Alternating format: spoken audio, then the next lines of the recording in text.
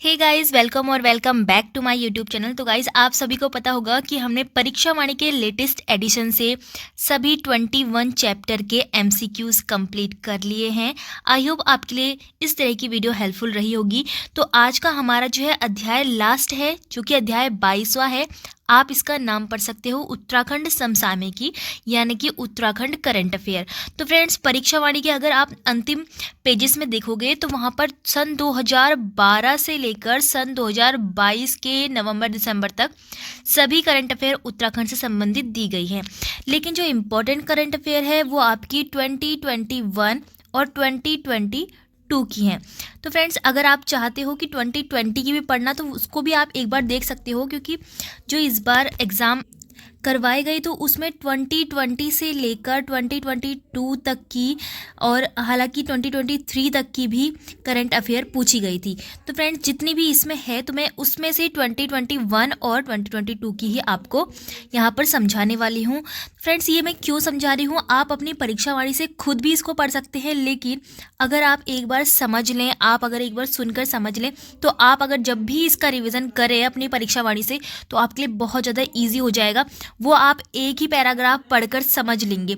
अगर आपको वीडियो अच्छी लगती है तो ही आप इसको पूरा देखना, वरना आप वीडियो स्किप कर सकते हैं।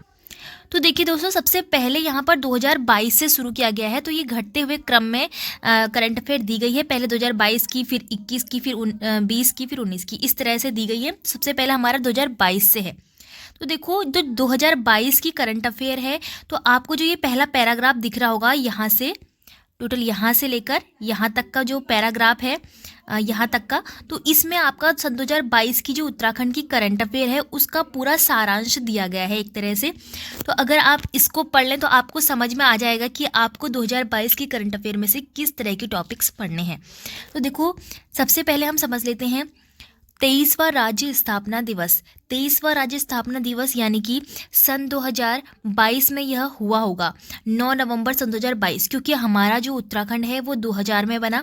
तो 23वां राज्य स्थापना दिवस कब होगा? सन 2022 में होगा। तो इसी तरह से जो भी सन होता है उससे एक आगे बढ़कर हमारा स्थापना दिवस होता है, ये आपको पता होना चाहिए। तो 23वें राज्य स्थापना दिवस के अवसर पर 9 नवंबर 2022 को देहरादून में आयोजित कार्यक्रम में राज्यपाल और मुख्यमंत्री ने चयनित लोगों को 2021 और 2022 के उत्तराखंड गौरव पुरस्कार, सर्वश्रेष्ठ थाना पुरस्कार, पुलिस पदकों से सम्मानित किया। इस अवसर पर मुख्यमंत्री धामी ने कुछ घोषणाएं भी की। तो देखो, ये है सारांश उत्तराखंड के करंट अफेयर 2022 का। तो इसमें क्या हुआ, उत्तराखंड गौरव पुरस्कार जो कि 2021 से स्टार्ट हुआ, हालांकि 2021 में यह वितरित नहीं किया गया, 2022 में ही किया गया। तो 2021 से इसकी शुरुआत हुई उत्तराखंड गौरव पुरस्कारों की। इसमें कुछ ऐसे लोगों को पुरस्कृत किया जाता है जो कि उत्तराखंड का नाम जो है देश विदेशों में प्रसिद्ध करते हैं। तो देखिए, इसी अवसर पर कुछ ऐसे पुरस्कार मिले और कुछ घोषणाएं की गई मुख्यमंत्री धामी जी द्वारा। तो देखिए, राज्य के सभी जिलों में आवासीय विद्यालय खोले जाएंगे। प्रदेश में जल्द ही पर्यटन, विद्युत और सौर नीति बनाई जाएगी। राज्य की 10,000 महिला समूह को उद्यमी बनाया जाएगा। राज्य में शीघ्र गौरा शक्ति ऐप लॉन्च किया जाएगा। मुख्यमंत्री चौपाल कार्यक्रम शुरू की जाएगी। देहरादून के बाद मुख्यमंत्री धामी ने ग्रीष्मकालीन राजधानी गैरसैंण में आयोजित विभिन्न कार्यक्रमों में भी भाग लिया और 166.84 करोड़ रुपए की 50 परियोजनाओं का शिलान्यास व लोकार्पण किया। तो देखो, इसके आगे हम पढ़ने वाले हैं उत्तराखंड गौरव पुरस्कार से संबंधित जितनी भी करंट अफेयर है, प्लस पर्यटन, विद्युत, सौर से, महिला समूह से, गौरा शक्ति ऐप, मुख्यमंत्री चौपाल और ग्रीष्मकालीन राजधानी में 50 परियोजना जिनका शिलान्यास और लोकार्पण किया। तो उसके बारे में हम थोड़ा सा डिटेल में पढ़ने वाले हैं कि किस तरह के फैक्ट हमारे एग्जाम में पूछे जा रहे हैं। तो आपको खुद ही समझ में आ जाएगा कि हाँ, इस तरह के क्वेश्चन बन रहे हैं। तो देखिए, सबसे पहला है उत्तराखंड गौरव पुरस्कार, जिसकी शुरुआत 2021 में हुई थी। बाटे ये 2022 में, 2021 और 22 के दोनों ही पुरस्कार से सम्मानित किया गया था। तो राज्य स्थापना दिवस के अवसर पर 9 नवंबर 2022 को राज्यपाल और मुख्यमंत्री ने प्रसून जोशी, जो कि किसके हैं? अध्यक्ष हैं फिल्म सेंसर बोर्ड के, अजीत डोभाल, जिनको आप जानते होंगे राष्ट्रीय सुरक्षा सलाहकार के रूप में, स्वर्गीय जनरल विपिन रावत, जो कि पूर्व सीडीएस रह गए हैं और प्रथम सीडीएस भी यही रहे हैं, स्वर्गीय गिरीश चंद्र तिवारी, जो कि साहित्यकार हैं, व स्वर्गीय वीरेन डंगवाल, जो कि पत्रकार है। तो इन सभी को 2022 का उत्तराखंड गौरव सम्मान मिला। तो ऐसे ये 5 लोग हैं जिनको उत्तराखंड गौरव पुरस्कार 2022 से सम्मानित किया गया। उसी तरह से 2021 के भी कुछ 5 लोग हैं जो कि यहाँ पर लिखे गए हैं। इसी अवसर पर स्वर्गीय ND तिवारी जो कि हमारे पहले CM रह चुके हैं, डॉक्टर अनिल प्रकाश जोशी पर्यावरणविद रह चुके हैं, रस्किन बॉन्ड जो है साहित्यकार, और बछेंद्री पाल पर्वतारोही, नरेंद्र सिंह नेगी का संबंध लोक गायक से है। तो इन सभी को वर्ष 2021 का यानी कि सबसे पहला उत्तराखंड गौरव पुरस्कार जो है इन 5 लोगों को मिला है। फिर अगर हम उत्तराखंड गौरव पुरस्कार की शुरुआत बता दें तो 2021 में की गई, और इसका जो प्रथम संस्करण के लिए चयनित 5 नामों की घोषणा अभी आपको ऊपर दिखा दी, जो कि 22वें स्थापना दिवस के अवसर पर की गई थी। यानी कि 2021 में 9 नवंबर 2021 का जो कि स्थापना दिवस हुआ होगा 22वां, ठीक है। लेकिन पुरस्कारों का वितरण नहीं हो पाया था, और इस पुरस्कार में क्या क्या मिलता है वो भी देख लीजिए। 1 लाख रुपए मिलते हैं, प्रशस्ति पत्र मिलता है और प्रतीक चिन्ह भी मिलता है। अब आते हैं हम मुख्यमंत्री लखपति दीदी योजना पर, जो कि इगास पर्व पर 4 नवंबर 2022 को मुख्यमंत्री पुष्कर सिंह धामी ने मुख्यमंत्री लखपति दीदी योजना का शुभारंभ किया। तो देखो ये क्या योजना है, तो ये महिलाओं से संबंधित है जो कि समूहों से, स्वयं सहायता समूहों से जुड़ी रहती हैं। इस योजना के तहत 2025 तक स्वयं सहायता समूह से जुड़ी 1.25 लाख महिलाओं को लखपति बनाने का लक्ष्य रखा गया है। इंपॉर्टेंट क्वेश्चन है, इस योजना के तहत ऋण, तकनीकी मार्गदर्शन, प्रशिक्षण और उत्पादों के विपणन की सुविधा देने की व्यवस्था भी की गई है। फिर देखो नंदा देवी वीरता सम्मान योजना, तो ये भी आपकी महिलाओं से ही संबंधित है, जो कि 1 नवंबर 2022 को श्री नंदा देवी राजजात यात्रा जो कि प्रत्येक 12 वर्ष बाद होती है, पूर्व पीठिका समिति की ओर से देहरादून में आयोजित सम्मान समारोह में प्रदेश की 15 महिलाओं को नंदा देवी वीरता सम्मान से सम्मानित किया गया। तो इसमें आपको क्या याद रखना है कि प्रदेश की 15 महिलाओं को नंदा देवी वीरता सम्मान दिया गया। इससे ऊपर मुख्यमंत्री लखपति दीदी का योजना का मैं आपको याद रखना है कि हमारे जो स्वयं सहायता समूह है उसमें 2025 तक उनका लक्ष्य रखा गया है कि मुख्यमंत्री लखपति दीदी उनको लखपति बनाने का, और 4 नवंबर 2022 को इस योजना का शुभारंभ हुआ है। हर योजना का शुभारंभ आपको पता होना चाहिए, उसकी डेट पता होनी चाहिए और उसका सन पता होना चाहिए कौन सा है। तो 4 नवंबर 2022 को मुख्यमंत्री लखपति दीदी योजना, फिर आती है 1 नवंबर 2022 को नंदा देवी वीरता सम्मान योजना। फिर देखो एक आपका है रिकॉर्ड 20,827 लोगों ने फूलों की घाटी की सैर की। तो देखो फूलों की घाटी कहाँ है, ये चमोली जिले में है उत्तराखंड के, और इस बार जो है रिकॉर्ड तोड़ 20,827 लोगों ने वहाँ की सैर की। बस आपको इतना ही याद रखना है। तो ये आंकड़ा है आपका 2022 का, इसमें 280 विदेशी सहित कुल टोटल जो लोग हैं वो 20,827 हैं। और आपको एक इम्पॉर्टेंट बात ये याद रखनी है कि जो फूलों की घाटी होती है उसकी जो कपाट होता है, यानी कि वो कब से कब तक के लिए खुला रहता है, वो है 1 जून से 31 अक्टूबर तक ही, यानी कि टोटल 5 महीनों तक फूलों की घाटी की आप सैर कर सकते हो, वहाँ जाने की योजना बना सकते हो। बस इतना कुछ याद रखना है आपको इसके करंट अफेयर के लिए।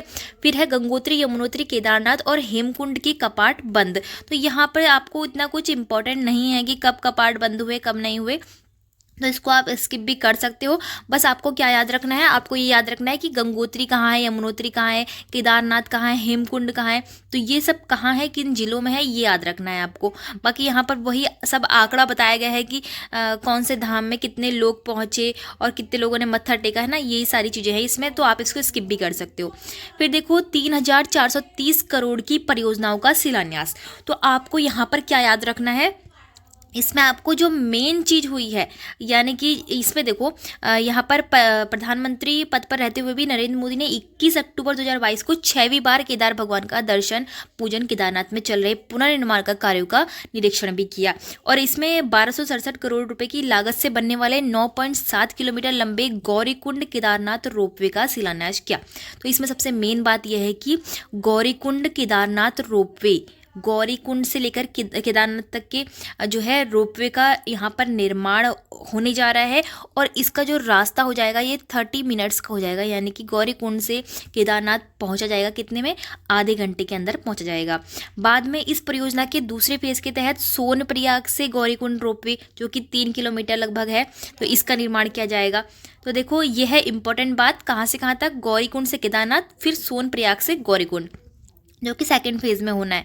फिर केदारनाथ के बाद 21 अक्टूबर को ही प्रधानमंत्री ने बद्री भगवान का पद पर रहते दूसरी बार दर्शन किया। केदारनाथ का 6वीं बार दर्शन किया और बद्रीनाथ का दूसरी बार दर्शन पूजन कर माणा गांव, जो कि हमारा सीमांत गांव है, एक जनसभा को संबोधित भी किया और 1163 करोड़ रुपए की लागत से गोविंद घाट से घाघरिया होते हेमकुंड साहिब तक बनने वाले 12 किलोमीटर रोपवे का 1000 करोड़ रुपए की लागत से 2 सीमांत सड़क परियोजनाओं का शिलान्यास किया। और ये 2 सीमांत जो सड़कें हैं जिस परियोजनाओं का शिलान्यास हो रहा है वो मैं आपको आगे बताऊंगी कौन कौन सी सड़कें हैं। ठीक है, इसका आपको NH याद रखना है कि नेशनल हाईवे कौन सा ये है। ठीक है, फिर देखो यहाँ पर जो है गोविंद घाट से हेमकुंड साहिब तक मान लो इसको, तो इसको यह कहा जाता है गोविंद घाट से हेमकुंड साहिब तक जो रोपवे बनने जा रहा है, इसकी दूरी क्या हो जाएगी 45 मिनट हो जाएगी।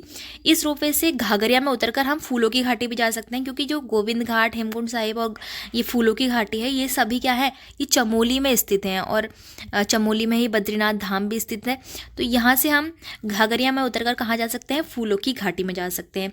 और सबसे जो इम्पॉर्टेंट बात इसमें है वो है यह विश्व का सबसे लंबा और सर्वाधिक ऊंचाई पर स्थित रोपवे होने जा रहा है। तो देखिए ये एक जीके क्वेश्चन के रूप में भी बाद में पूछा जाएगा कि विश्व का सबसे लंबा, सबसे ऊंचा स्थित रोपवे कौन सा है। तो उसका राइट आंसर आपको क्या लगाना है, गोविंद घाट से हेमकुंड साहिब, कौन से जिले में, चमोली जिले में। अब देखो जो हमने 2 सीमांत सड़कों की बात यहाँ पर की थी कि उन्होंने साथ ही साथ 2 सीमांत सड़क परियोजनाओं का भी शिलान्यास किया, तो वो 2 सड़कें कौन सी हैं, तो यहाँ पर वो सड़कें भी बताई गई है। 2 सीमांत सड़क परियोजनाओं में पहली सड़क जो है वो NH07 है। ठीक है, NH07 है, यहाँ पर लिखा गया है, जो कि कहाँ तक है, अभी माणा गांव तक है।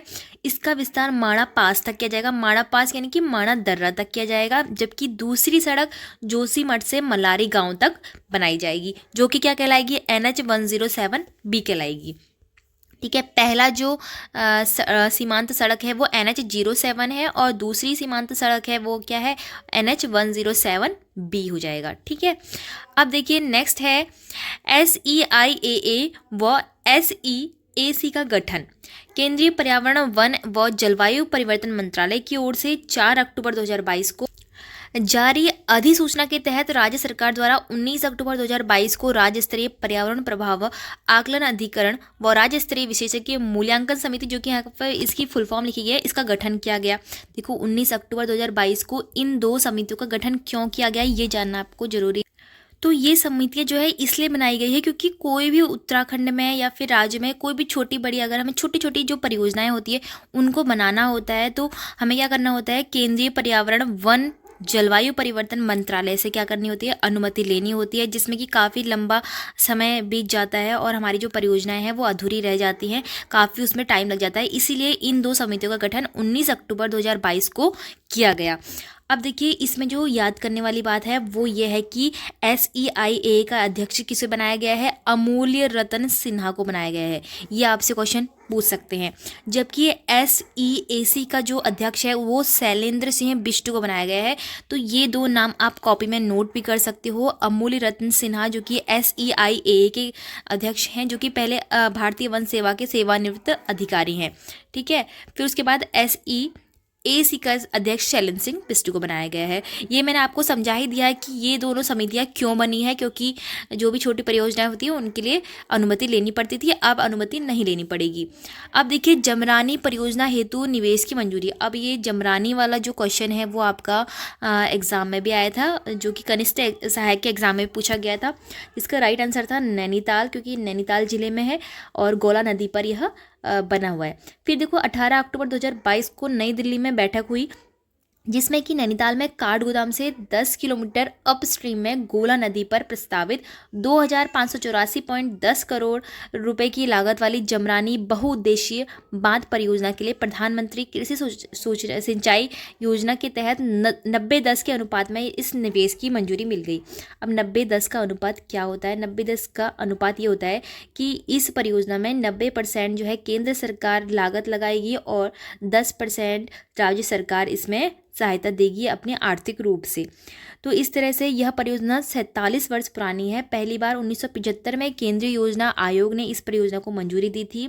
इस परियोजना से हल्द्वानी नगर को सन 2055 तक वर्ष भर 42 MCM पेयजल और नैनीताल, उधम सिंह नगर, बरेली जो कि उत्तर प्रदेश में है, रामपुर उत्तर प्रदेश में है, जिलों के लगभग 1.5 लाख हेक्टेयर भूमि को सिंचाई सुविधा उपलब्ध होगी। तो ये है जमरानी बहुउद्देशीय विद्युत परियोजना जो कि जल विद्युत उत्पादन भी करेगी। इस परियोजना के तहत 150.6 मीटर ऊंचा और 480 मीटर चौड़ा बांध भी बनाया जाएगा। इस परियोजना को 2027 तक पूरा करने का लक्ष्य रखा गया है। तो इस परियोजना से कैसे क्वेश्चन बनते हैं कि यह कौन से जिले में है, तो राइट आंसर इसका होगा नैनीताल में है। और यह किस नदी पर बना है, तो ये गोला नदी पर बना गया है। ठीक है, तो इतना आपको याद रखना है। फिर है डॉक्टर संपूर्णानंद दूरबीन, आर्यभट्ट प्रेक्षण विज्ञान शोध संस्थान एरीज, तो आपको पता ही होगा नैनीताल में 104 सेंटीमीटर की डॉक्टर संपूर्णानंद ऑप्टिकल दूरबीन की स्थापना के 50 वर्ष पूरे हुए, जिसमें कि 17 अक्टूबर 2022 को 3 दिवसीय स्वर्ण जयंती समारोह मनाया गया। तो इतना आपको याद रखना है कि जो आर्यभट्ट प्रेक्षण विज्ञान शोध संस्थान है वो एरीज कहाँ है, नैनीताल में, ये भी पूछ लिया जाता है।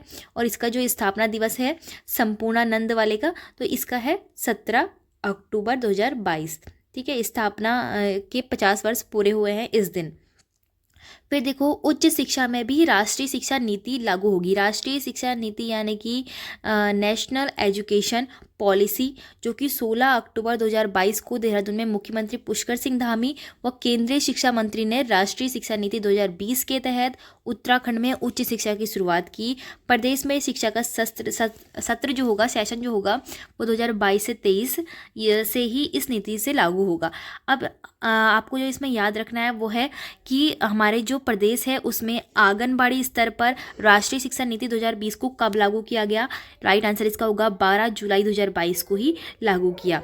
फिर है डिजिटल बैंकिंग यूनिट। अब 16 अक्टूबर 2022 को प्रधानमंत्री नरेंद्र मोदी ने देहरादून सहित देश के 75 जिलों में पायलट प्रोजेक्ट के रूप में डिजिटल बैंकिंग यूनिटों की शुरुआत की है। यह एक विशेष बैंकिंग व्यवस्था है जो न्यूनतम डिजिटल इंफ्रास्ट्रक्चर से अधिकतम सेवाएं देने का काम करेगी और एक मजबूत सुरक्षा भी होगी। तो आपको इसकी डेट याद रखनी है।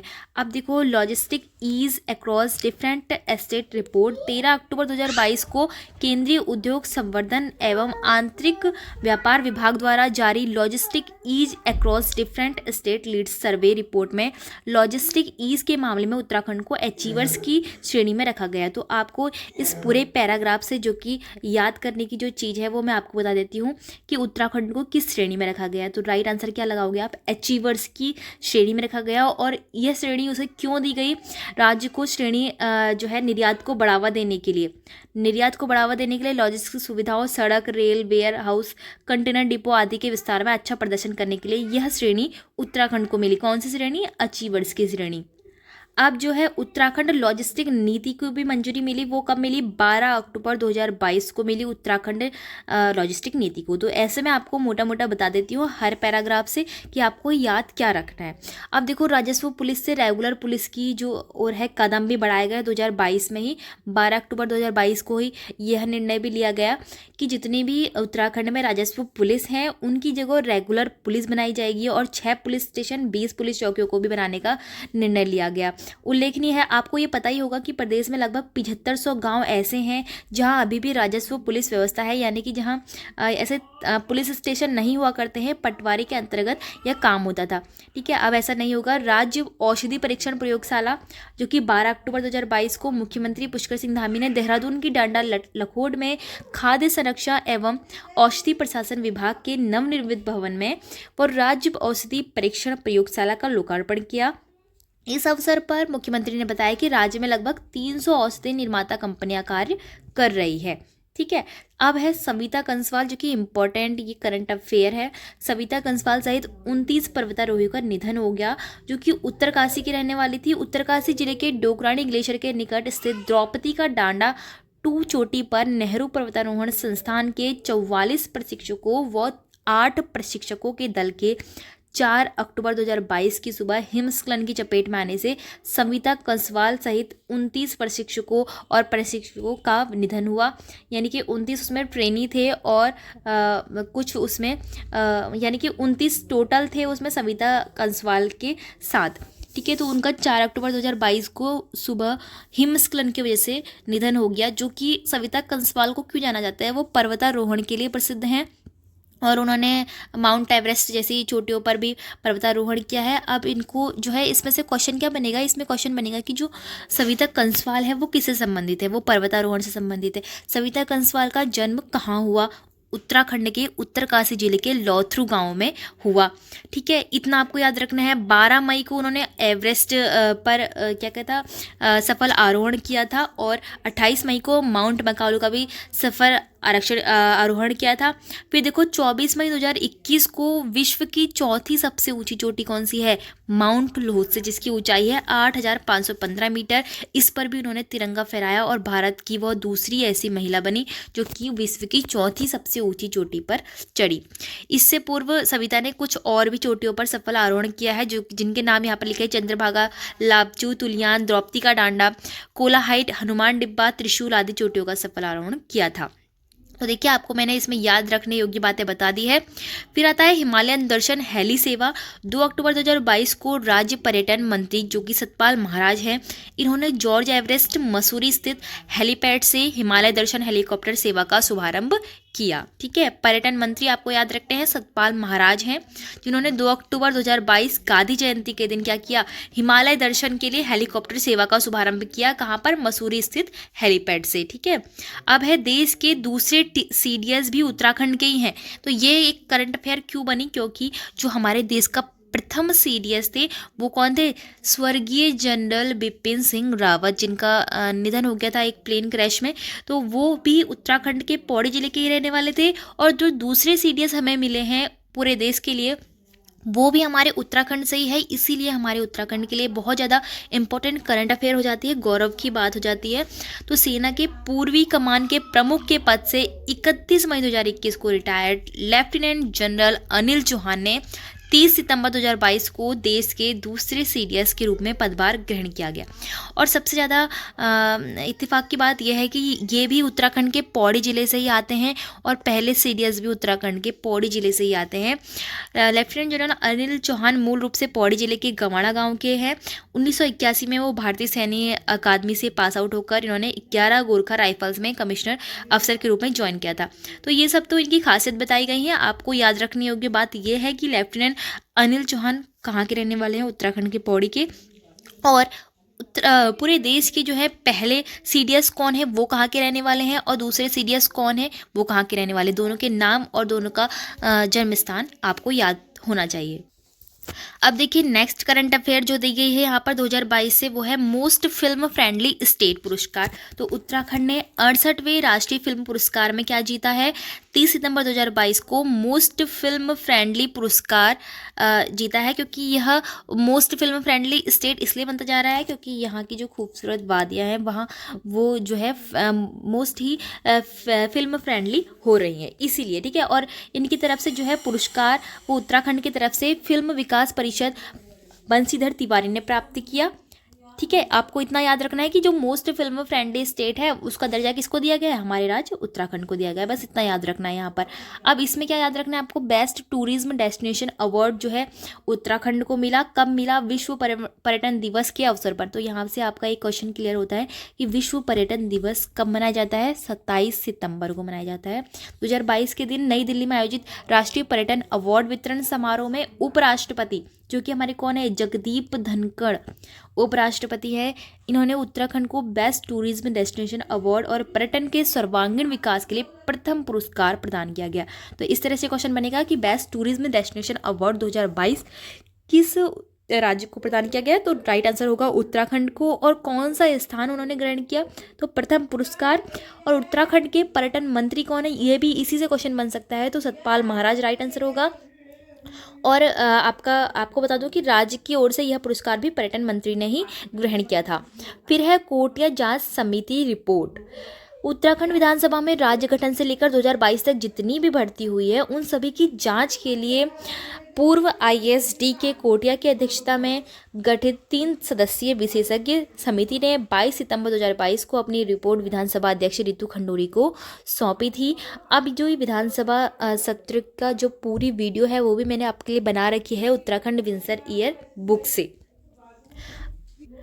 अब देखिए, यमुनोत्री मार्ग पर 3 किलोमीटर लंबी सुरंग 18 सितंबर 2022 को जारी एक सूचना के अनुसार केंद्रीय सड़क परिवहन मंत्रालय ने यमुनोत्री राष्ट्रीय राजमार्ग पर डाबरकोट भूस्खलन जोन में इस मार्ग की दूसरी सबसे लंबी डबल लेन की सड़क सुरंग बनाने की अनुमति दी है। उल्लेखनीय है कि इस मार्ग की सबसे लंबी 4.5 किलोमीटर डबल लेन की सड़क सुरंग सिलक्यारा से जंगल चट्टी के बीच बनाई जा रही है, जिसको 2023 तक पूर्ण करने की संभावना है। अब है प्लास्टिक से डीजल बनाने का संयंत्र, जो कि सितंबर 2022 में जारी एक सूचना के अनुसार कूड़े के रूप में फेंक दिए जाने वाले जो प्लास्टिक होते हैं उनको रिसाइकल करके डीजल बनाने के लिए राज्य का जो दूसरा संयंत्र है वो भीमताल नैनीताल में स्थापित किया गया है। इस प्लांट की जो मासिक क्षमता है वो 50 से 70 हज़ार लीटर डीजल बनाने की है। और इस तरह का राज्य का जो पहला संयंत्र Indian institute of petrochemical Dehradun में स्थापित किया गया है, जिसे अगस्त 2019 में चालू किया गया था। तो 2 संयंत्र आज तक हमारे उत्तराखंड में लगाए गए हैं। जो पहला संयंत्र है वो देहरादून में है और दूसरा संयंत्र कहाँ है, वो भीमताल में है। भीमताल किधर है, नैनीताल जिले में है। तो इतना आपको याद रखना है कि हमारे जो प्लास्टिक से डीजल बनाने के संयंत्र हैं वो उत्तराखंड में कहाँ कहाँ पर स्थित हैं। तो 13वां हिमालय दिवस सम्मेलन जो है करवाया गया 9 सितंबर 2022 को। तो आप सभी को पता होगा उत्तराखंड एक हिमालयी राज्य है। तो इस तरह के करंट अफेयर भी पूछे जा सकते हैं। स्थित परमार्थ निकेतन में आयोजित कार्यक्रम में मुख्यमंत्री पुष्कर सिंह धामी, पूर्व राज्यपाल बेबी रानी मौर्य और डॉक्टर अनिल प्रकाश जोशी, स्वामी गोविंद गिरी आदि ने भाग लिया। इस अवसर पर मुख्यमंत्री ने कहा कि देश और समाज के आर्थिक विकास के साथ साथ पर्यावरण का संतुलन भी जरूरी है। अब आता है हिम प्रहरी योजनाएं। तो उत्तराखंड की जो करंट में योजनाएं चल रही हैं वो ज़्यादा इंपॉर्टेंट है और हिम प्रहरी योजना को समझना भी जरूरी है। तो 8 सितंबर 2022 को एक सूचना के अनुसार प्रदेश ने राज्य के सीमांत क्षेत्रों में 10,000 हिम प्रहरियों की नियुक्ति संबंधी योजना प्रस्ताव को केंद्र सरकार के पास स्वीकृति के लिए भेजा है। तो ये हिम प्रहरी योजना क्या है? हिम प्रहरी योजना है उत्तराखंड के जितने भी सीमांत गांव हैं तो वहां पर सुरक्षा के लिए, वहां से पलायन रोकने के लिए यह योजना चलाई जा रही है। तो केंद्र सरकार ने के इस वर्ष के आम बजट में देश के सीमांत गांवों में बुनियादी ढांचे को सशक्त बनाने के लिए वाइब्रेंट विलेज प्रोग्राम की घोषणा की गई है। इस प्रोग्राम के तहत प्रदेश सरकार ने सीमांत जिलों में सुरक्षा व्यवस्था मजबूत करने के लिए और पलायन रोकने के लिए सेवानिवृत्त सैनिकों, अर्धसैनिकों व युवाओं की भर्ती व प्रशिक्षित कर हिम प्रहरी के रूप में सीमावर्ती गाँवों में बसाने की उनको योजना की है। तो यह है हिम प्रहरी योजना। अंतर्राष्ट्रीय खिलाड़ियों के पुरस्कार राशि में वृद्धि की गई। ये तो आपको पता होगा कि 8 सितंबर 2022 को अंतर्राष्ट्रीय खेल प्रतियोगिताओं में पदक पाने वाले जो खिलाड़ी होते हैं, जो प्रशिक्षक होते हैं, उनको राज्य द्वारा नए स्केल पर अब क्या की जाएगी, धनराशि मिलेगी। जो कि जैसे यहाँ पर है ओलंपिक में स्वर्ण पदक पाने वालों को 1.5 के बजाय 2 करोड़ रुपए मिलेंगे, रजत पदक पाने वाले को 1 के बजाय 1.5 करोड़ रुपए मिलेंगे, कांस्य पाने वाले को 50 लाख के बजाय 1 करोड़ रुपए मिलेंगे। तो ओलंपिक में भाग लेने वालों को 5 लाख के बजाय 50 लाख रुपए मिलेंगे। इसी प्रकार विश्व cup, Asian game, Commonwealth game, इन सभी की राशियों में भी वृद्धि की गई है।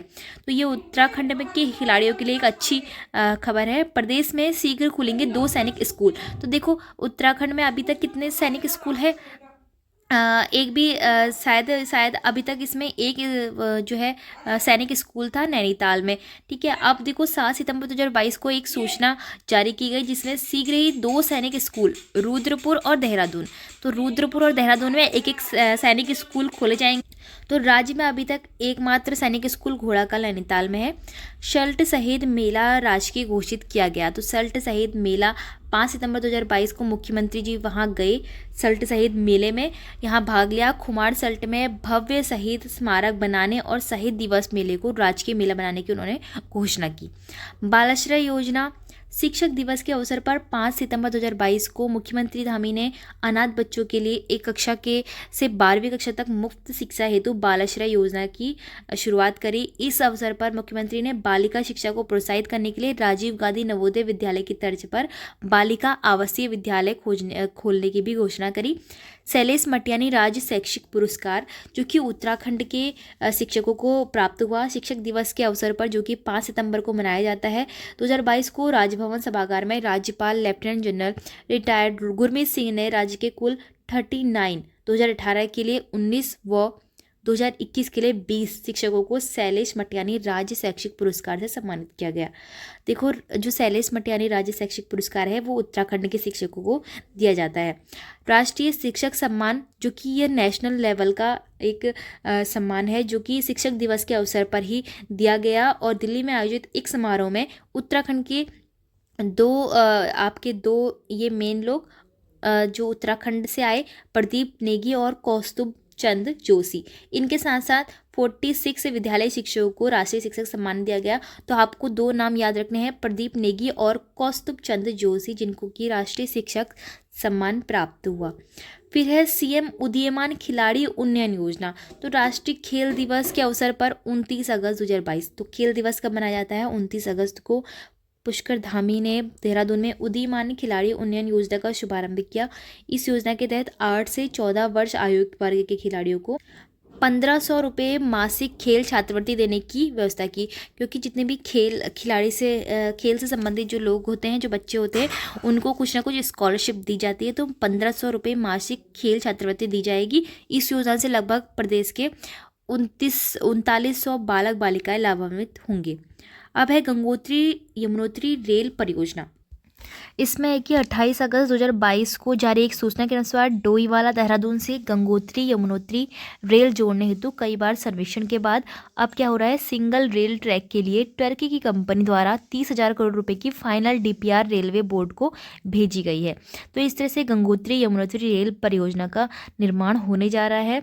इस परियोजना में कुल 22 पुल और 11 स्टेशन, जिनके नाम यहाँ पर लिखे गए हैं।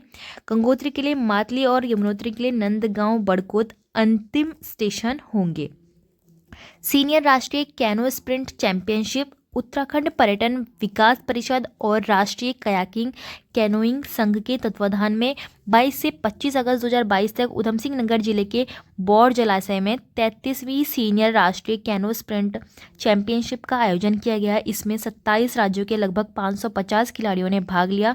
अंतिम दिन मुख्यमंत्री धामी ने विजेताओं को ट्रॉफी देकर सम्मानित किया गया। सीनियर राष्ट्रीय कैनो स्प्रिंट चैंपियनशिप में राष्ट्रीय स्पोर्ट क्लाइंबिंग चैंपियनशिप, जिसमें कि भारतीय पर्वतारोहण संस्थान व नेहरू पर्वतारोहण संस्थान के तत्वाधान में निम के क्लाइंबिंग सेंटर में 12 से 14 अगस्त 2022 तक 26वां राष्ट्रीय स्पोर्ट्स क्लाइंबिंग चैंपियनशिप का आयोजन किया गया। इस आयोजन में देश के अलग अलग 7 जोन की टीमों ने भाग लिया था। निम को इस तरह के राष्ट्रीय चैंपियनशिप की मेजबानी पहली बार मिली थी। उल्लेखनीय है कि जून 2022 में निम में नॉर्थ जोन स्पोर्ट्स क्लाइंबिंग प्रतियोगिता का आयोजन किया गया था। डेटॉल स्कल स्वच्छता शिक्षा कार्यक्रम राज्य के सभी जिलों के 13,000 प्राथमिक स्कूलों के बच्चों में स्वच्छता के प्रति जागरूकता पैदा करने के लिए 16 अगस्त 2022 को मुख्यमंत्री पुष्कर सिंह धामी ने डेटॉल स्कूल स्वच्छता शिक्षा कार्यक्रम की शुरुआत की है। तो इसको आपको याद रखना है कि 16 अगस्त 2022 को इस कार्यक्रम की शुरुआत की गई है।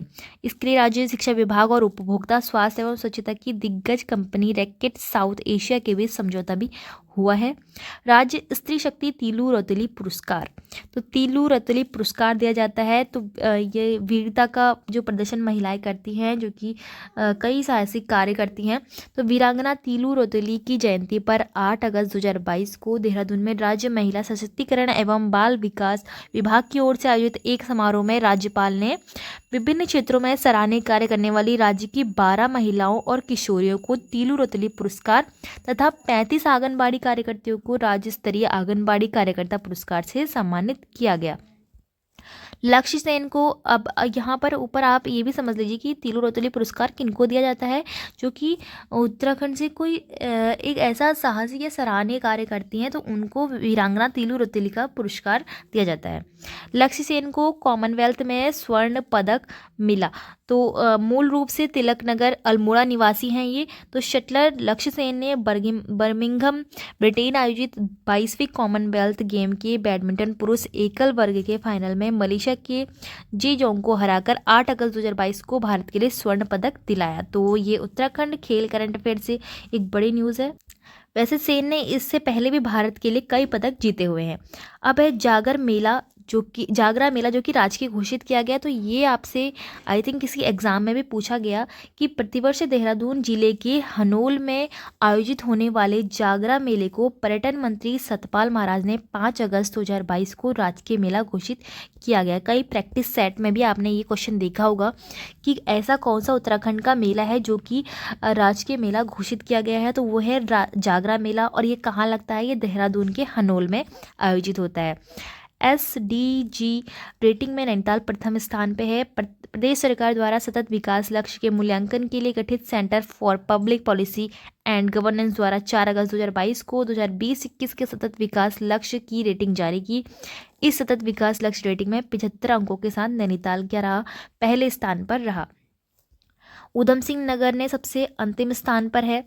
तो प्रदेश के जितने भी ज़िले हैं उन सबकी घटते क्रम में रेटिंग दी गई है। सबसे पहले नंबर पे नैनीताल आया, दूसरे पे देहरादून आया और सबसे अंत पे Udham Singh Nagar. Himalayan spice garden one अनुसंधान केंद्र हल्द्वानी द्वारा सोनी रानीखेत में 5 एकड़ क्षेत्र में देश का पहला स्पाइस गार्डन विकसित किया गया। तो बेहद इम्पोर्टेंट बात है ये हिमालयन स्पाइस गार्डन। 4 अगस्त 2022 को इस गार्डन का उद्घाटन पद्मश्री शेखर पाठक से कराया गया। तो ये क्वेश्चन भी आता है आपका कि शेखर पाठक को कौन सा पुरस्कार मिला है? तो ये पद्मश्री से नवाजे गए हैं। अभी इस गार्डन में लगभग 30 प्रकार के मसाला पौधों का रोपण किया गया है। आगे चलकर और पौधे लगाए जाएंगे। Track of the year Uttarakhand 2022 में जारी एक सूचना के अनुसार उत्तराखंड पर्यटन विकास परिषद की ओर से 1 अक्टूबर 2022 से 15 नवंबर 2022 तक के लिए बागेश्वर जिले के पिंडारी ग्लेशियर को, ये आपका क्वेश्चन बेहद इंपॉर्टेंट है, आप इसको नोट करिएगा कि बागेश्वर जिले का जो पिंडारी ग्लेशियर है उसको क्या किया गया?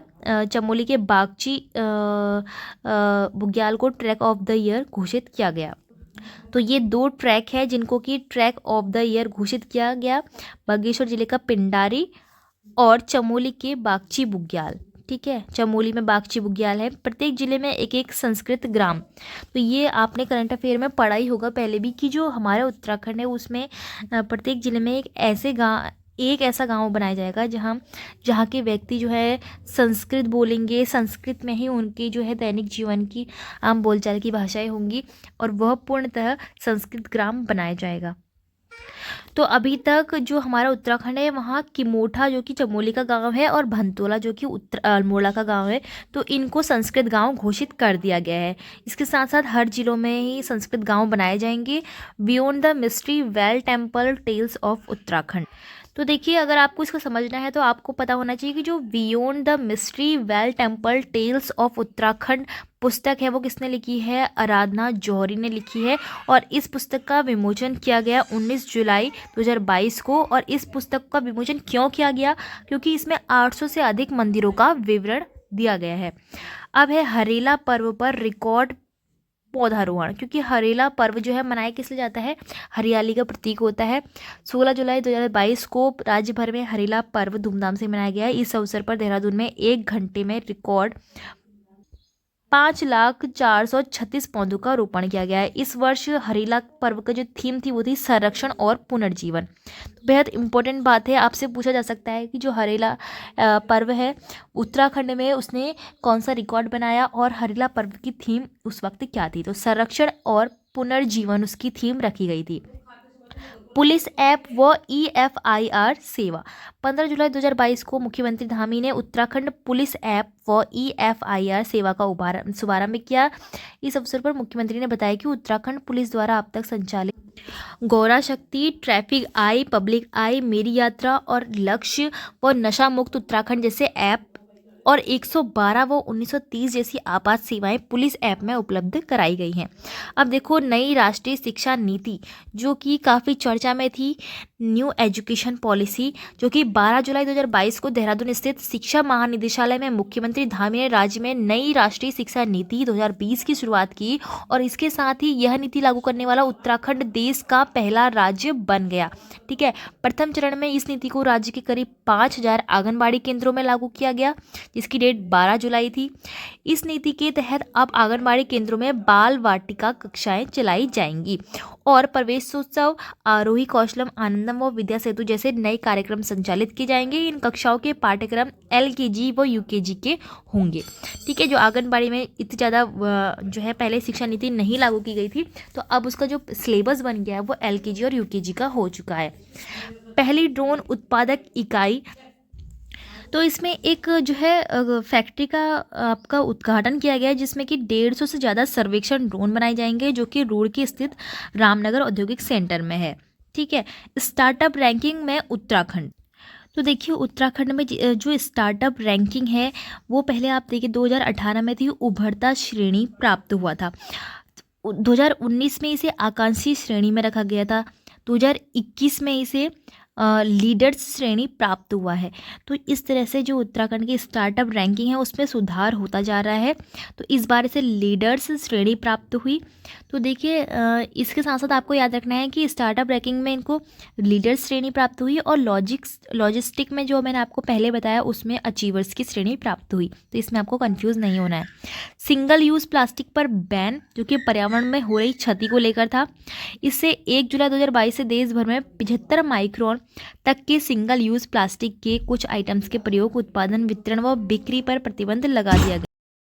तो इसके बाद अब आता है वेरी इंपॉर्टेंट, मुख्यमंत्री घसियारी कल्याण योजना। 4 पहाड़ी जिलों में मिली सफलता के बाद जून 2022 के अंतिम सप्ताह में सहकारिता मंत्री डॉक्टर धन सिंह रावत ने इस योजना को शेष 7 पर्वतीय जिलों में भी लागू करने का निर्देश दिया। उल्लेखनीय है कि पशुपालक परिवारों के लिए यह योजना 30 अक्टूबर 2021 को 4 पहाड़ी जिलों, जो कि पौड़ी, रुद्रप्रयाग, अल्मोड़ा और चंपावत में शुरू की गई थी। इस योजना में प्रत्येक पशुपालक परिवार की महिला को निःशुल्क एक विशेष किट, जिसमें कि 2 कुदाल और 2 दराती, 1 पानी की बोतल, 1 भोजन का टिफिन और सहकारी केंद्रों के माध्यम से कम दरों पर पशु चारा उपलब्ध कराने की व्यवस्था थी। तो मुख्यमंत्री घसियारी कल्याण योजना जो है पशुपालकों से संबंधित है, जिसमें कि घसियारी जो लोग होते हैं जो कि पशुपालन करते हैं उनके लिए इस तरह के निःशुल्क किट की जो है प्रावधान है। फूड ग्रेन ATM, जून 2020 में जारी एक सूचना के अनुसार विश्व खाद्य योजना के तहत प्रदेश में कार्ड धारकों को राशन का फूड वितरण ग्रेन ATM से करने के लिए केंद्र सरकार से 60 फूड ग्रेन ATM मिले हैं। इनमें पहले ATM की स्थापना देहरादून के नेहरू कॉलोनी में की जा रही है। उड़ीसा और हरियाणा के बाद उत्तराखंड यह तीसरा राज्य है जहां फूड ग्रेन ATM की स्थापना की जा रही है। तो उत्तराखंड तीसरा स्थान है और पहला ATM लगा है देहरादून के नेहरू कॉलोनी में। अब इसके बाद जो भी करंट अफेयर है वो है उत्तराखंड के आर्थिक सर्वे के बाद आपका बजट का आएगा, जो कि मैंने आपको एक वीडियो में भी समझाया था उत्तराखंड विंसर ईयर बुक से, जिसमें कि मैंने आपको उत्तराखंड का जो लेटेस्ट बजट सत्र है उसके बारे में बताया था कि किस तरह का बजट इस बार का बना है और किस तरह के क्वेश्चन उसमें पूछे जा सकते हैं। तो देखिए यहाँ पर बजट से जुड़ी हुई सभी बातें लिखी गई है, जिनको आप उस वीडियो से देख सकते हो, जिसमें कि Uttarakhand Windsor year book playlist में आपको वो वीडियो मिल जाएगी, जिसमें कि मैंने विधानसभा सत्र और इस बार के बजट के बारे में बातें की है। तो यहाँ पर वही सब आंकड़े दिए गए हैं। वैसे तो इतनी ज़्यादा डीप आंकड़े पूछे नहीं जाते हैं, लेकिन आपको अगर पढ़ना है तो अब आप अपनी परीक्षा वाणी बुक से इन आंकड़ों को पढ़ सकते हो। वैसे आप इसको स्किप भी कर सकते हो, इसमें कोई मेन बात नहीं है कि आपसे ऐसा पूछा जाएगा कितने %, इस तरह से नहीं पूछा जाता है। फिर देखिए यहाँ पर नेक्स्ट पेज जो बताया गया है आपको उत्तराखंड बजट 2022-23 के बारे में। इससे पहले आपको आर्थिक सर्वे के बारे में बताया था। तो आपको सबसे पहले ये पता होना चाहिए कि उत्तराखंड के वित्त मंत्री कौन है। उत्तराखंड के वित्त मंत्री हैं प्रेमचंद्र अग्रवाल।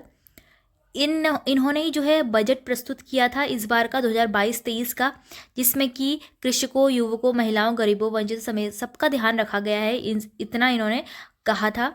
फिर उसके बाद जो भी अनुमानित बजट है, जितने भी आंकड़े हैं वो यहाँ पर लिखे गए हैं। ठीक है, ये मैंने आपको प्रीवियस वीडियो में बता दिया है, इसलिए मैं इसको दोबारा नहीं बता रही हूँ। बजट की कुछ महत्वपूर्ण घोषणाएं करी गई, जिसमें कि बद्रीनाथ धाम को स्मार्ट स्पिरिचुअल हिल टाउन के रूप में विकसित किया जाएगा। मानस खंड मंदिर माला मिशन, ये भी मैंने आपको बताया था। इसमें 38 प्रमुख मंदिरों व पर्यटन स्थलों का विकास किया जाएगा। PM रोजगार सृजन कार्यक्रम के तहत 77,460 लोगों को रोजगार भी मिलेगा। मुख्यमंत्री स्वरोजगार योजना के तहत 20,498 लोगों को रोजगार दिया जाएगा। सूर्योदय रोजगार योजना फेज 2 के तहत राज्य व लाभार्थी के सहयोग से 6,000 परिवारों को 3 किलोवाट क्षमता के सौर संयंत्र भी दिए जाएंगे। पुनरुत्थान वितरण योजना के तहत 2025 तक स्मार्ट मीटर लगाए जाएंगे।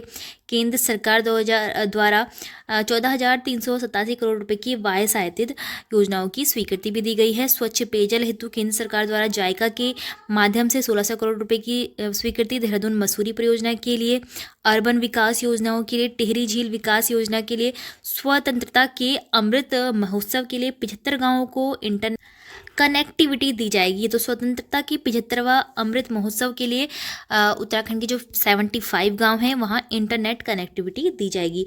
प्रदेश में अभी रोपवे की 7 परियोजनाएं चल रही हैं, 35 नई परियोजनाएं भी लाई जाएंगी। भरसार और चौबटिया में सुगंध पौध केंद्र खोले जाएंगे। तो ये उत्तराखंड बजट के कुछ मुख्य तथ्य हैं। बजट के कुछ यहाँ पर मद आवंटन है, यानी कि किस योजना के लिए कितने रुपए हैं वो सब यहाँ पर लिखा गया है। ठीक है, ये आपके रुपये लिखे गए हैं जिस भी योजना के। जैसे कि दून में चल रही स्मार्ट सिटी योजना के लिए कितने रुपए, तो आपसे इस तरह से क्वेश्चन नहीं पूछा जाता है कि किस योजना के लिए कितने रुपए का प्रावधान है, ऐसा कुछ नहीं पूछा जाता है।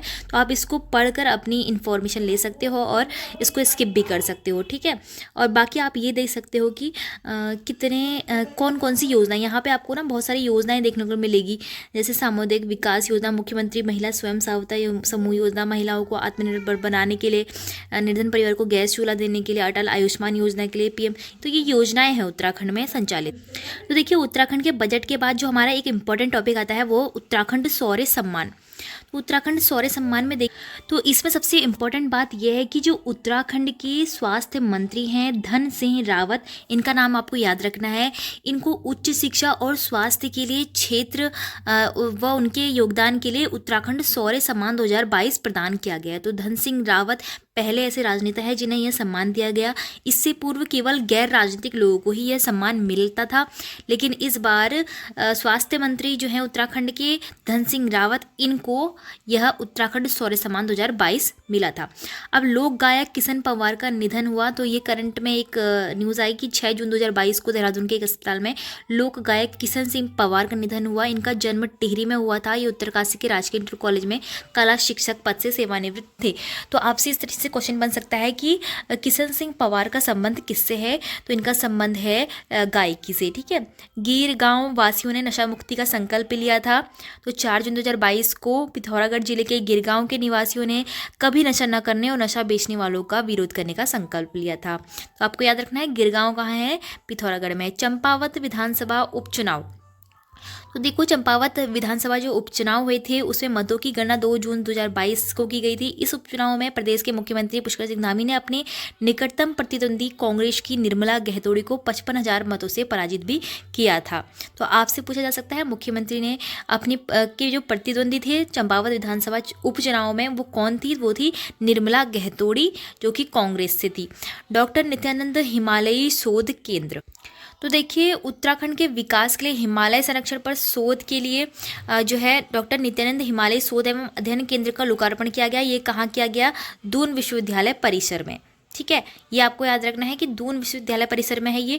पहला लिक्विड मिरर टेलीस्कोप, तो इम्पोर्टेंट ये करंट अफेयर है। 2 जून 2022 को के अनुसार नैनीताल स्थित आर्यभट्ट प्रेक्षण विज्ञान शोध एरिस, जो कि आपको पता है नैनीताल में, इस परिसर में 5 देशों भारत, बेल्जियम, कनाडा, पोलैंड और उज्बेकिस्तान के सहयोग से 50 करोड़ रुपए की लागत से पहले इंटरनेशनल लिक्विड मिरर टेलीस्कोप की स्थापना की गई। इस दूरबीन के परीक्षण के दौरान 95,000 प्रकाश वर्ष की दूरी पर स्थित NGC आकाशगंगा और अपने स्वयं की आकाशगंगा के तारों के स्पष्ट चित्र लिए गए। इस टेलीस्कोप की स्थापना का कार्य 2017 से चल रहा था।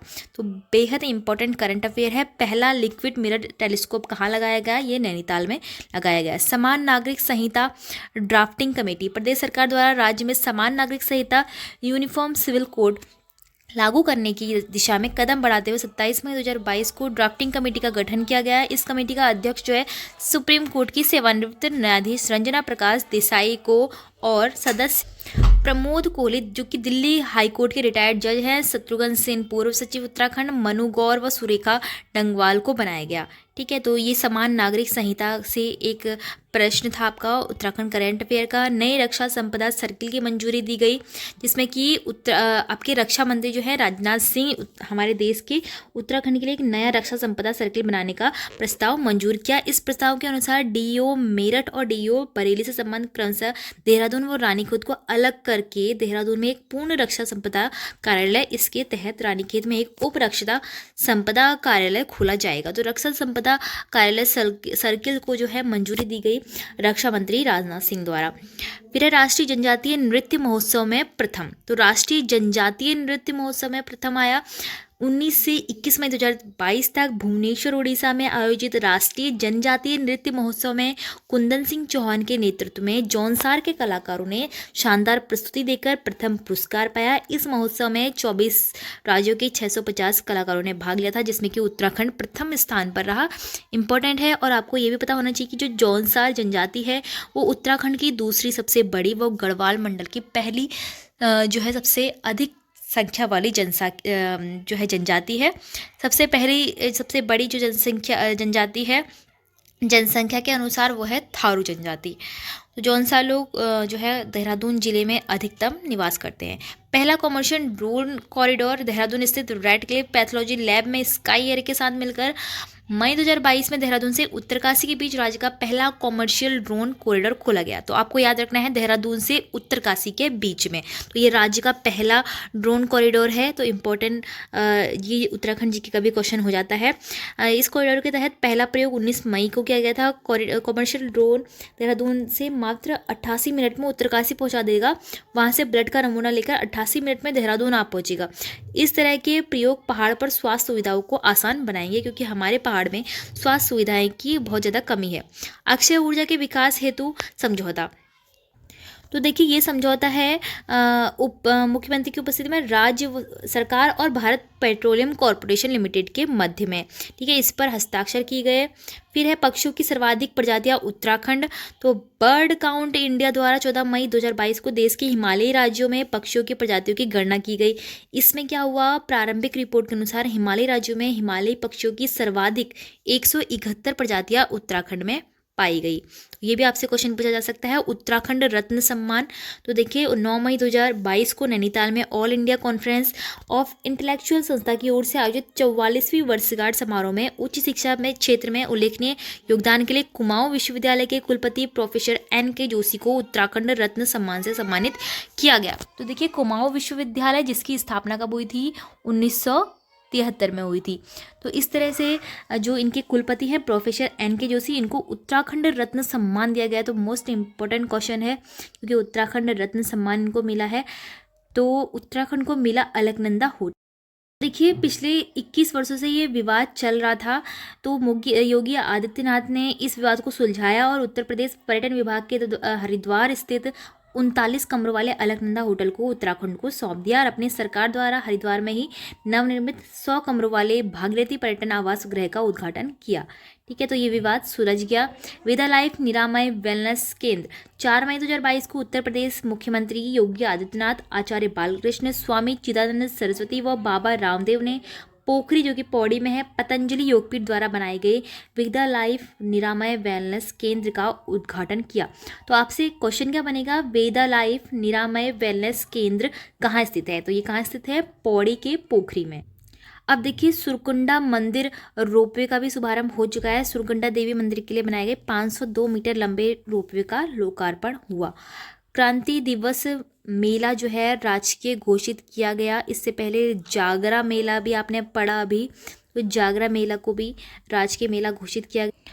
तो मुख्यमंत्री पुष्कर सिंह धामी ने वीर चंद्र सिंह गढ़वाले की स्मृति में पीट साइड में आयोजित क्रांति दिवस मेले में भाग लिया और इस मेले को राजकीय मेला घोषित कर दिया। तो जितने भी राजकीय मेला घोषित हुए हैं वो भी आपको याद रखने हैं।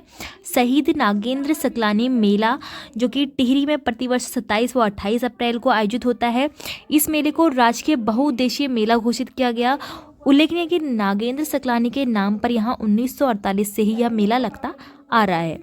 THDC बनाएगा सबसे बड़ा सौर पार्क।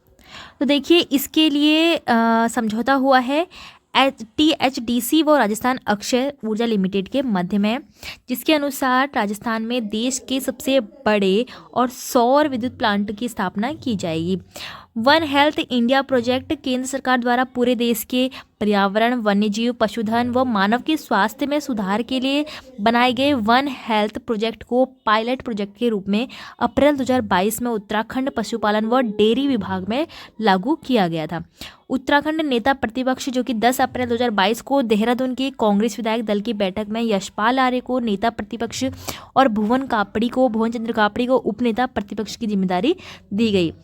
तो ये दो नाम आपको याद रखने हैं। लोक गायक नेगी को राष्ट्रीय पुरस्कार, तो नरेंद्र सिंह नेगी को तो आप सभी जानते होंगे। 9 अप्रैल 2022 को नई दिल्ली में आयोजित एक समारोह में उपराष्ट्रपति जो कि हमारे वेंकैया नायडू हैं ने उत्तराखंड के प्रख्यात लोक गायक नरेंद्र सिंह नेगी सहित देश की 44 हस्तियों को 2018 के लिए संगीत नाटक अकादमी पुरस्कार से सम्मानित किया गया। भ्रष्टाचार मुक्त उत्तराखंड ऐप 8 अप्रैल 2022 को मुख्यमंत्री पुष्कर सिंह धामी ने राज्य के सतर्कता विभाग द्वारा निर्मित भ्रष्टाचार मुक्त उत्तराखंड 1064 तो 1064 ऐप का शुभारंभ किया गया, जो कि भ्रष्टाचार को मुक्त करने के लिए है उत्तराखंड में।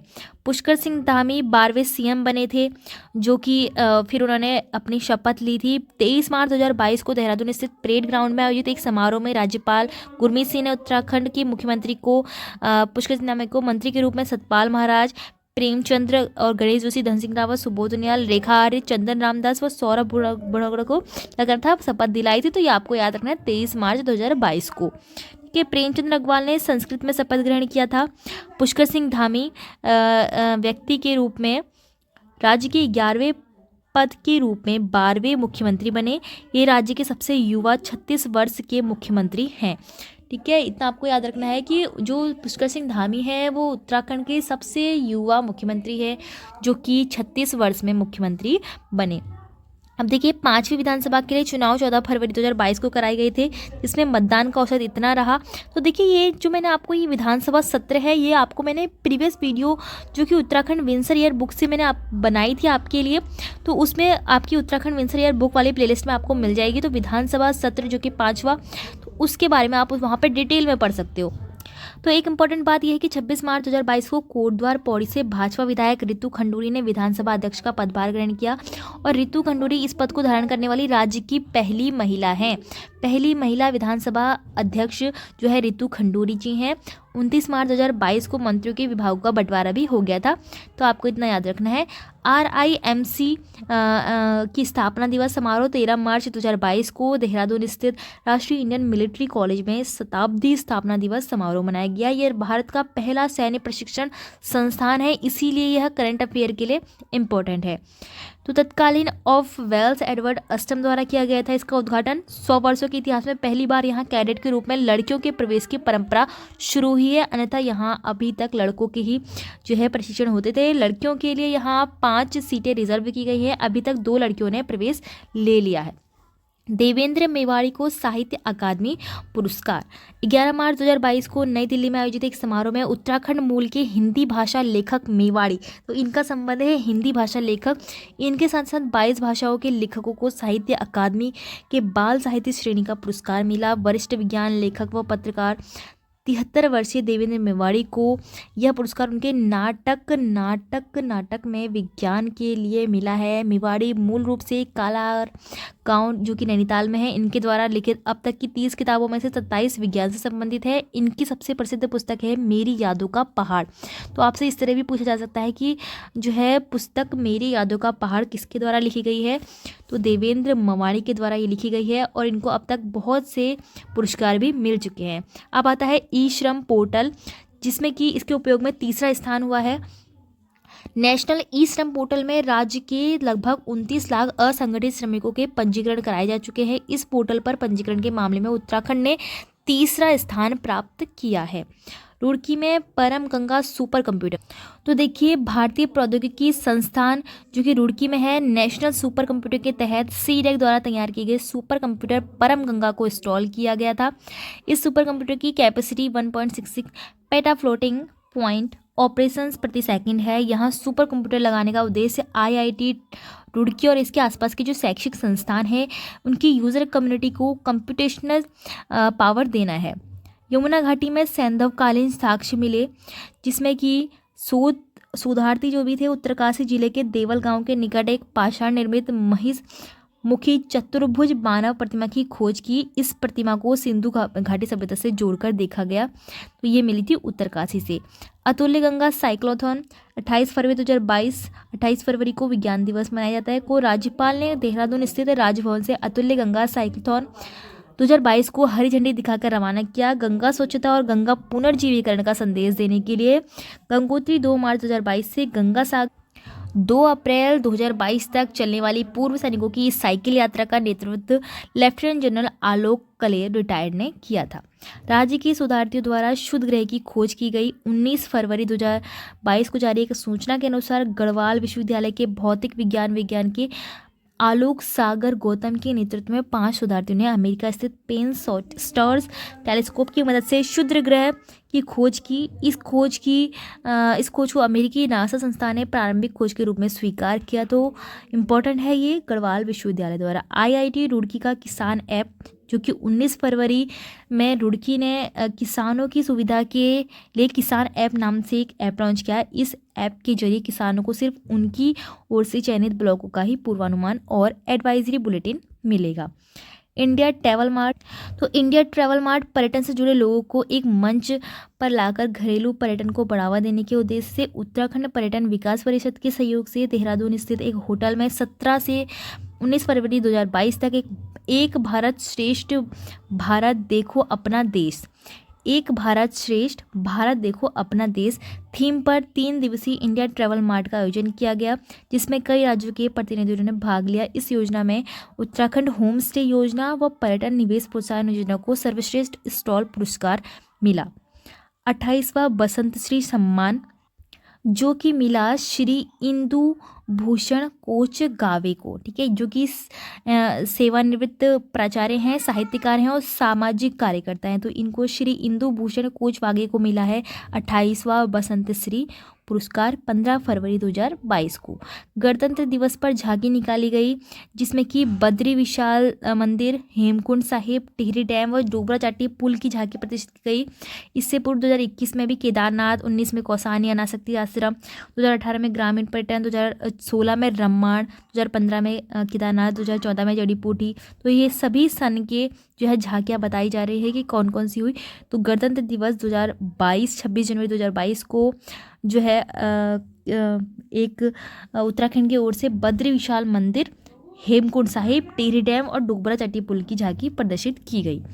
अल्मोड़ा मेडिकल कॉलेज को मान्यता दी गई, जो कि 25 जनवरी 2022 को अल्मोड़ा मेडिकल कॉलेज सोबन सिंह जीना राजकीय आयुर्विज्ञान एवं शोध संस्थान को नेशनल मेडिकल कमीशन से मान्यता मिल गई। अब आगामी सत्र से यहाँ MBBS BM की कक्षाएं चलेंगी। यह कुमाऊं क्षेत्र का दूसरा और राज्य का चौथा राजकीय मेडिकल कॉलेज है।